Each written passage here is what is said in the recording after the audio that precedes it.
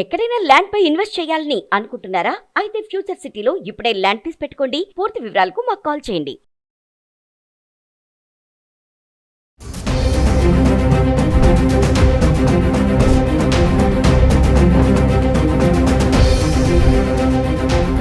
So అమ్మని అడిగి ఈరోజు రేట్ ఎంత ఉందో తెలుసుకుందాం. ఇంకా అదే విధంగా చాలా మంది గోల్డ్ రేట్ తగ్గుతుందేమో అని చాలా మందికి ఆశలు, కోరిక అనేవి ఉంది. ఒకసారి అమ్మతో గోల్డ్ రేట్ గురించి మాట్లాడుతూ ఉన్నాము. అమ్మ నమస్తే. అమ్మ నమస్తే అండి. నేను ఇందాక అన్నట్లు రేటు తగ్గుతుందేమో అని నిజంగా చాలా మంది ఎదురు చూస్తున్నాం. అవును, అమ్మ తగ్గినట్టే తగ్గుతుంది, వెంటనే పెరిగిపోతూ ఉంది. కరెక్ట్. అసలు ఊహించట్లే. సో ఈ రోజు రేట్ ఎంత ఉందమ్మా? ఈ రోజు 10 గ్రామ్స్ అండి, 24 క్యారెట్ 1,28,758 ఉందండి. నిన్న ఉండింది 1,28,518. అంటే ఎంత ఎంత పెరిగిందండి? దాదాపు 350 రూపాయల దాకా పెరిగింది, రేట్ పెరిగింది. సో మనం చెప్పలేమండి ఇది ఇప్పుడు పెరుగుతుందో ఎప్పుడు తగ్గుతుందో తెలియదు, ఎంత తగ్గుతుందో తెలియదు. భారీ తగ్గింపు అంటే అందులో 50 రూపాయలు తగ్గింటుంది అంతే. జనాలు ఎంత భారీ తగ్గింపు అని రాత్రి న్యూస్ తినేసి పొద్దున్నే అసలు రాత్రి నిద్రపోకుండా పొద్దున్నే వెళ్ళిపోతారు. ఎంత తగ్గిందని అంత చూసి అంత కొనుక్కున్నది వాడు 50 రూపాయలు 100 రూపాయలు తగ్గిస్తాడు. లేకపోతే బంగారం అంతా కనుక్కున్న తర్వాత ఒక మంచి జిప్ బ్యాగ్ ఇస్తాడు. సో అంతే, దానికే మనోళ్ళు సంతోషపడిపోతారు. అంటే మీరు అంటే నిజంగానే బంగారం అనేది చాలా మంచి ఇన్వెస్ట్మెంట్ అండి. మన దగ్గర డబ్బులు ఉండి నిజంగానే మనం కొనుక్కుంటే చాలా మంచిది. కానీ జనాలు ఏం చేస్తారంటే, అయ్య బాబా ఈ రోజు 400 రూపాయలు తగ్గింది, రేపు పొద్దున ఇంకా ఎంత తగ్గుతుందో, లేకపోతే ఎగ్గిపోతుందేమో, ఇవాళ 400 తగ్గింది రేపు పొద్దున 2000 పెరుగుతుందేమో, తగ్గినప్పుడే కొనుక్కుందాం అనేసి మళ్ళీ అప్పులు చేసేసి, అంటే అవసరం లేకున్నా కూడా ఇది ఏదో ఉన్నవన్నీ పాడు చేసుకొని ఈ డిజైన్ బాగాలేదు ఆ డిజైన్ బాగాలేదు అని చెప్పేసి చేయించుకుంటున్నారు. అంటే దేశంలో ఈ ప్రపంచంలోనే మనది సెకండ్ ప్లేస్లో ఉందండి బంగారము మనము ఇంపోర్ట్ చేసుకోవటంలో. అంటే ఎంత ఎక్కువ యూజ్ చేస్తున్నాం అనేది చెప్తుంది. ఏ పెళ్లిళ్ళన్నా చూడండి, మీ అమ్మాయికి ఎంత బంగారం పెడుతున్నారు, ఎన్ని తులాలు పెడుతున్నారు. అంటే కట్నాల గురించి మనం బహిరంగంగా మాట్లాడుకోకూడదు, అది ఒక క్రైమ్ కాబట్టి అందరూ ఏంటంటే బంగారం ఎంత చేయిస్తున్నారు, మీ అమ్మాయికి ఎంత ఉంది, మరి మీ ఇంకొకటి ఇంకా కొత్త వర్షన్ ఏంటంటే పెళ్లి చూపులు అంటే మీ ఆవిడకి ఎంత ఉంది, మీ ఆవిడకి బంగారం ఎంత ఉంది, మరి మీకు అబ్బాయిలు ఉన్నారు కదా కోడళ్ళకి ఎంత ఇస్తున్నారు, అది కూడా ఇప్పుడే మాట్లాడేసుకుంటున్నారు. మరి తర్వాత ఎంత ఇస్తారు, 12 గాజులు ఉంటే 6 ఇస్తారా, 2 ఇస్తారా, 3 ఇస్తారా, అవి నిజంగానే ఉన్నాయా? ఇంకా ఒక ఫ్యామిలీలో చూశారు రాజుగారు, పాపం పెద్ద ముత్తైదు చక్కగా ఏమిటి నిండా బంగారం ఇదేంటి మట్టి గాజులు వేసుకొని మధ్యలో గాజులు వేసుకుంటే ఆవిడని ఏం చెప్పారంటే, నీ వయసు అయిపోయింది కదా, ఇప్పుడు నీకు బంగారం ఎందుకు, మళ్ళీ ఎన్ని రోజులు బతుకుతావో అరిగిపోతాయని, నీకు అవసరం లేదని రోల్డ్ గోల్డ్ చేయించి ఆ బంగారం తీసుకొని పిల్లలు పంచుకున్నారు. దారుణం కదా, ఎన్ని రోజులు ఉంటుందో ఆమెకి తెలియదు, ఆమెను అనుభవించాలి. దీని మీద పాయింట్ ఏంటంటే, బంగారం అంటే జనాలు అంత పిచ్చి వాళ్ళు అయిపోతున్నారు. బంగారం అంటే చాలు, ఇంకా అది ఉంటే మనశ్శాంతి లేకుండా అయిపోతున్నారు అనమాట. మొన్న మీరు మన కర్నూలు యాక్సిడెంట్ జరిగినప్పుడు నిజంగానే మనం ఆ ప్లేస్కి వెళ్తే వాళ్ళ అంటే ఆ ఆత్మ ఎంత ఘోషించింటుందో, వాళ్ళు చనిపోయేటప్పుడు ఎంత భయంకరమైన నరకం అనుభవించారో అందరికీ తెలుసు.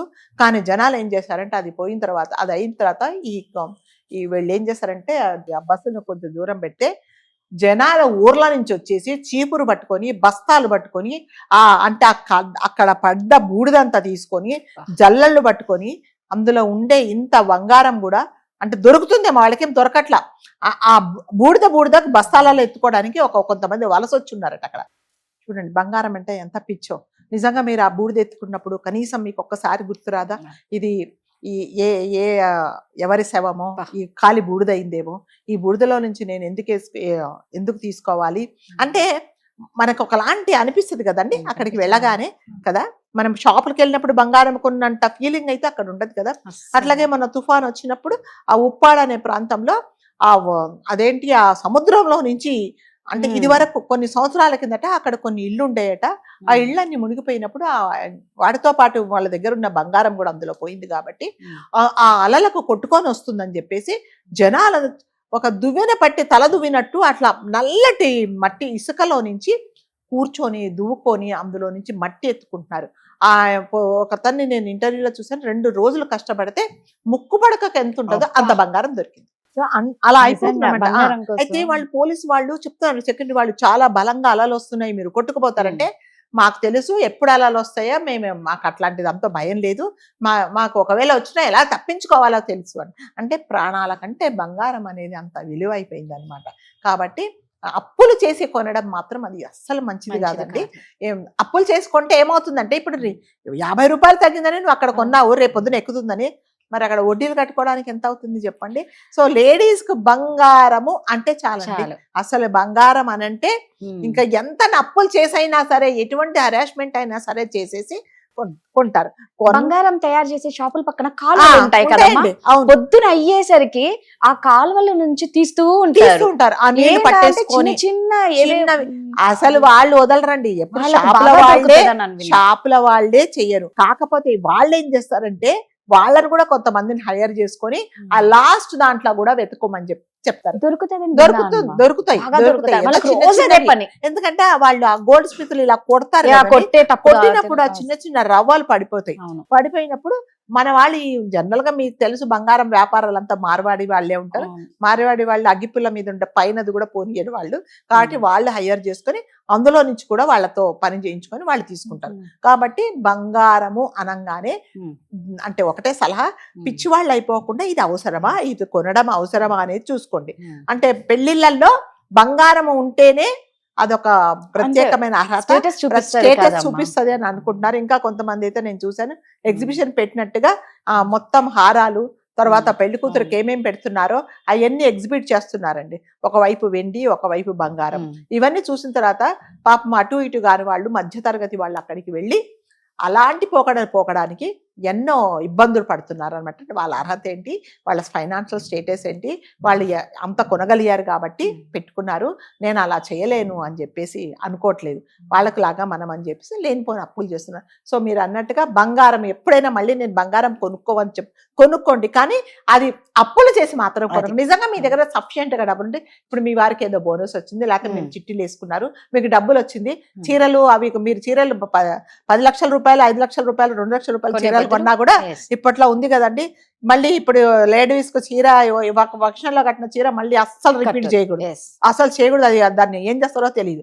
ఇది ఎప్పుడు మళ్ళీ షాపింగ్, రేపు ఎవరింట్లోనే వెడ్డింగ్ అయితే మనకు షాపింగ్ మొదలైతే వాళ్ళ ఇంట్లో. సో అంటే ఇవన్నీ అంటే బట్టలు కొంటే దానికి ఏం విలువ ఉండవండి, మళ్ళీ దాని అది పాత పడిపోద్ది. కానీ నిజంగానే బంగారం కొనుక్కుంటే అది మనకు ఇన్వెస్ట్మెంట్, మనకు నిజంగా మన కష్టాలలో అది ఆడుకుంది అదే. కానీ కాకపోతే అప్పులు చేసి డబ్బులు అప్పులకు తెచ్చుకొని ఆ వడ్డీలు కట్టుకోలేక ఇది ఏం చేయాలో తెలియక ఎన్నో చోట చూసామండి. గోల్డ్ స్కీమ్స్ పెట్టేసి పాపం వాళ్ళు మధ్యతరగతి వాళ్ళు తిని తినక దాచుకుంటే వాళ్ళు మొత్తం ఎత్తేస్తా ఉన్నారు. ఎంత బాధేస్తుంది చెప్పండి. కాబట్టి మీరు ఇన్వెస్ట్ చేసే ముందు ఒక్కసారి ఆలోచించుకోండి. అవసరమని మీ దగ్గర డబ్బులు ఉంటే, నిజంగా మీరు ఏదైనా మీ కష్టార్జితం ఏదన్నా ఉంటే, అయితే మీ వారు ఇదిగో నీ బర్త్డేకి నేను ఒక 10,000 ఇస్తున్నానంటే కొనుక్కోండి. చీర కొనుక్కున్నప్పుడు అది కొనుక్కోండి, దానికేం. కానీ అప్పులు చేసి అయితే కనుక్కోకూడదని మన సలహా. అమ్మ ప్రతిసారి అదే చెప్తారండి, అప్పు చేసి మాత్రం కొనొద్దండి, అప్పు చేసి మాత్రం కొనొద్దు. అంతే, అప్పులు చేసి నేనైతే ఇంపార్టెన్స్ ఇవ్వాలి, అలానే అప్పులు చేసి మాత్రం కొనొద్దండి. Thank you.